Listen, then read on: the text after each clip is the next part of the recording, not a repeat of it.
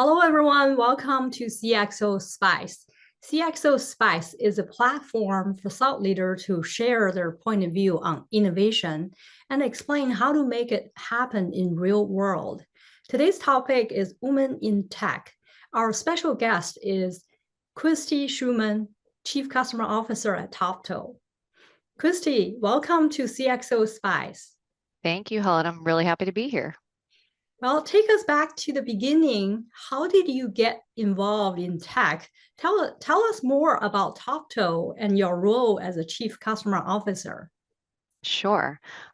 Going back to the very beginning, as a child, I really loved video games, which is probably what led me to computer science. For me, video games weren't just for boys or for anything. I loved Super Nintendo.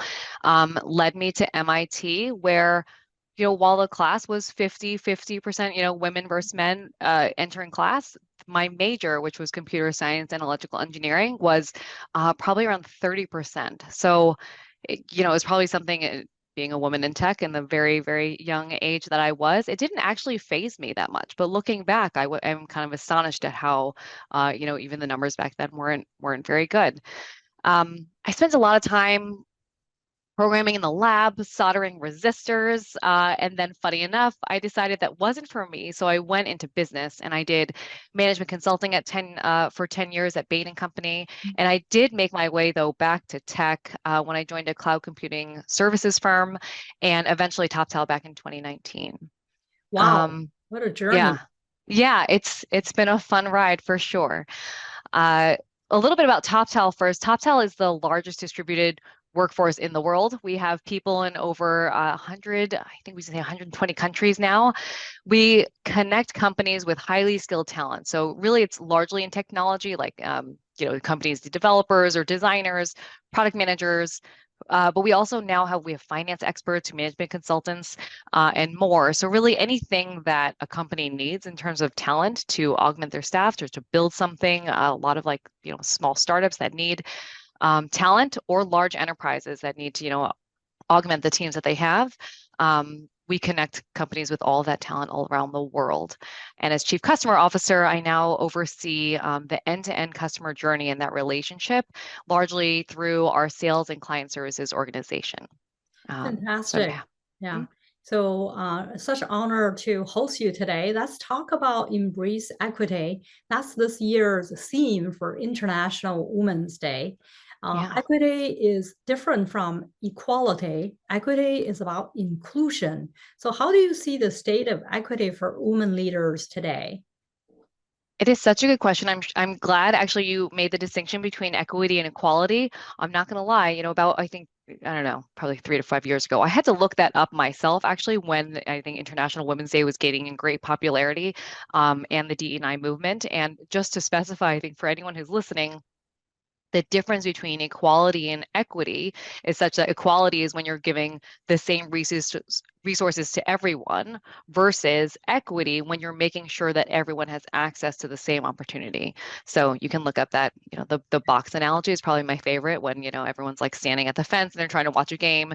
There's someone who can already see over the fence. There's someone who is just barely able to see. And then there's someone much shorter who can't see over the fence and everyone just gets the same size box. That is equality. But equity is giving people enough boxes to stand on so they can all see over the fence. So now that I feel like I've set the stage for that, talking about the state of equity for women, I'm feeling quite positive actually, but mostly because I'm on a podcast like this talking to you about the topic where I don't think it was increased awareness, even five years ago, certainly not 10 years ago. International Women's Month is now truly international, as a large global movement. So while the statistics say, I think that there's always more and more greater ways to go, especially in tech. The level of awareness that we have is just so much greater. Even in Toptal, we have, I'm one of 3 women on the executive leadership team. Again, I think there's more we can do, but it's just really great to see that we even have that presence here in Toptal. And it's just so widely acknowledged. Whereas, when I was at MIT back in the day with 30%, I don't think there were I wasn't aware of anyways, like enough of awareness around women in tech or women initiatives. We were all just applying for the same roles to be an engineer at Google or Microsoft when we were graduating. Yeah, it's encouraging to see the progress we've made, Yeah. in recent years, right? And that's great to hear. There's no denying that the tech workforce landscape is shifting today as big tech companies scale back. Industries like healthcare, automotive, or manufacturing are really benefiting from the surplus in talent. Could this be a positive thing for women in tech? Yeah, I think certainly it could be, for a few reasons. One is that, these industries, I mean, they've not historically been tech oriented to begin with, and now they're all in the race for tech talent. So there's no company that is not a tech company today, whether you're consumer products or automotive. Like everyone really needs technology to deliver these products and services and experiences to their customers. Um, and those who are coming from tech will be and are in high demand. So my hope is that these companies who are hiring from the tech surplus are actually able to fill their pipeline with a higher representative mix to get themselves really the best talent for the job. And I think given the number of tech talents, including women that are in the market, like they should be able to fill their pipeline again with like a good mix that is more representative than what they could if maybe the labor market was a little bit tighter. Yeah, well Um, said there. yeah. The the downside, I will say, I don't know, I'm always seeing both sides of the coin. The downside is probably that it is a very competitive job market. So like just making it more competitive, people might feel discouraged. One thing I usually try to tell, especially women, I feel like who are plagued by the like, I'm not technical enough, or like I don't really feel like I have mastered that level of domain expertise, so they won't necessarily step out of their comfort zones. You don't have to be a coder or in software development to be in tech. So while this is like an odd downside, I think those women who are coming from tech roles, but they might be in recruiting or marketing or strategy or operations, they're leaving the tech world, going to, in theory, a potentially a non-tech department in a non-tech sector. And I just hope that someday they can still not feel like there's a barrier to make their way back to tech, that is, Yeah, specifically. I definitely echo what you just said there, Christy. No doubt, right? We should really think out of the box, get ourselves out of the comfort zone, and Yeah. reinvent ourselves Hmm. constantly. We're really seeing a great deal of change unfolding. A recession is imminent. ChatGPT is accelerating AI, in a data driven world, and then IoT is exploding. Companies are reevaluating remote work, so the workforce is changing. Consumers are driving the race toward greater sustainability, demanding more accountability from companies. Are these trends creating a positive forward motion momentum for women leaders, or creating more reasons for them to leave the industry? Yeah, again, maybe I'm always playing. I see both pros and cons. I generally say I think more pros than I do cons. Tech is so cutting edge and it's always changing. And I mean, that's the one thing that's constant in tech is that it's always changing. I think that the downsides are, despite that there is data around women tending to leave the workforce in higher rates given, during the pandemic or during recessions in general, I do think that remote work will have more positives than not. In general, remote work just allows people to be more flexible in terms of their work output. At Toptal, we value results. We don't value face time. So we do a lot of asynchronous work because you have to work across so many time zones.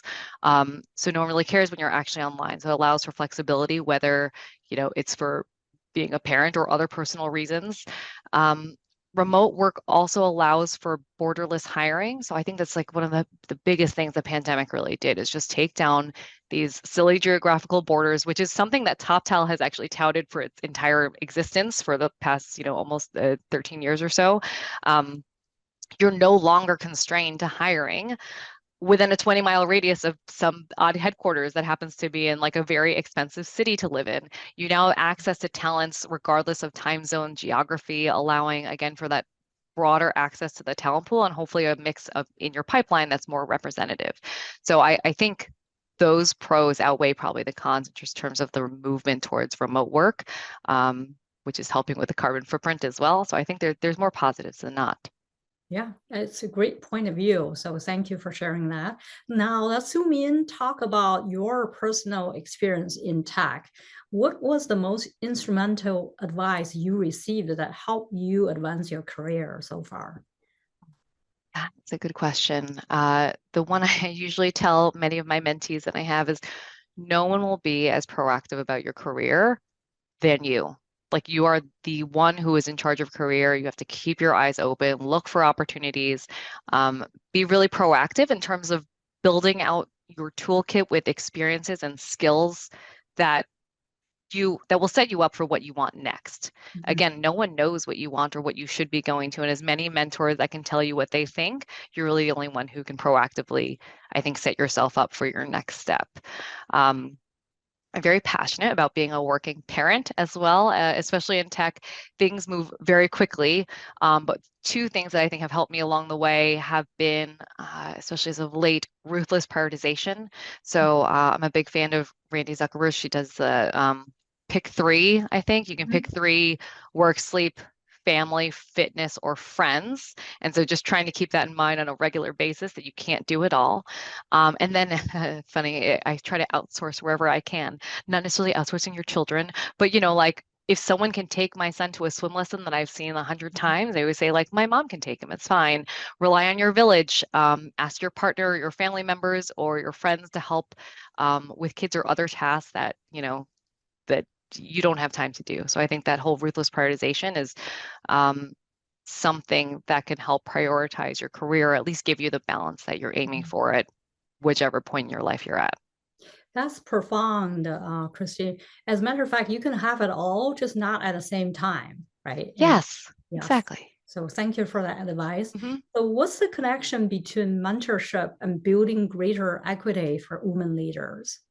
Yeah, it's a great question. I'm pleased to say that Toptal does have a very successful mentorship program that was started by our chief people officer. I want to say at least probably like 3 to 4 years ago now. It pairs folks of all genders, roles, seniority in the company. But mentorship is not only great for building equity for women leaders, but really for everyone. Um, I read something that I think like those with mentors are more likely to be promoted. They're more likely to feel empowered. And I think from myself, both being a mentor and a mentee, you just get this different perspective on your performance, certain team situations, or business issues that you really might not have gotten that perspective otherwise, because you're in with a team who is by nature biased because they're also only seeing one side of the coin within your team. And so just getting that diversity of thought, which we all know diversity of thought is good for performance in general. I feel mentorship is the same thing. You're getting those different perspectives that will help you to be a better leader. And this network of people I have found throughout my entire career, I usually call it my board of directors. Like I have my own board of directors. I sometimes make it formal, sometimes I don't, but there's just a certain set of people that I go to whenever I need professional advice, guidance, regardless of who you are or what your role is. But those people can be so useful and helpful to you throughout kind of the rest of your life. Um, so whether your company has a mentorship program or not, I think it all comes down to being proactive. Mhm. Who do you seek out as your mentors? What do you want that relationship to look like? And while I'm still on the topic, I think it's what I usually say this to my mentees. One of my biggest pet peeves actually is when people just ask, like, will you be my mentor? Sure, like, what does that mean? Like, it's much easier. Formal is fine, but it's much easier when you come to me with a problem I can help you solve, or like I'm really working on my executive presence, or how to deal with these team situational leadership type issues. It's much easier when you have again, like something you're trying to help someone Mhm. solve and gaining their value and advice on something specific instead of just saying, will you be my mentor? Like, what does that mean? And so I think it's just about who you think can give you that kind of diverse perspective that you might not have gotten otherwise. That's a great point, right? Taking the ownership, but then be specific with your ask when Yeah. you interact with your ideal mentor. So really well said there. Let's switch gear a little bit because I heard a tech show in London is taking place on March 8th and 9th. Tell us more about this event, why it is so significant, and what role will Toptal play at the event? Yeah, Toptal is an official sponsor of the Cloud Expo portion of the event, which is super exciting. It's an interesting event. It focuses on AI, cybersecurity, DevOps, and the agenda does feature some very influential women. Given that it falls on International Women's Day, it's being kicked off, I think, by two powerhouse women from MI5 and Starling Bank. And we have one of our own female leaders, Mackenzie McIntyre. She's one of our senior enterprise sales executives.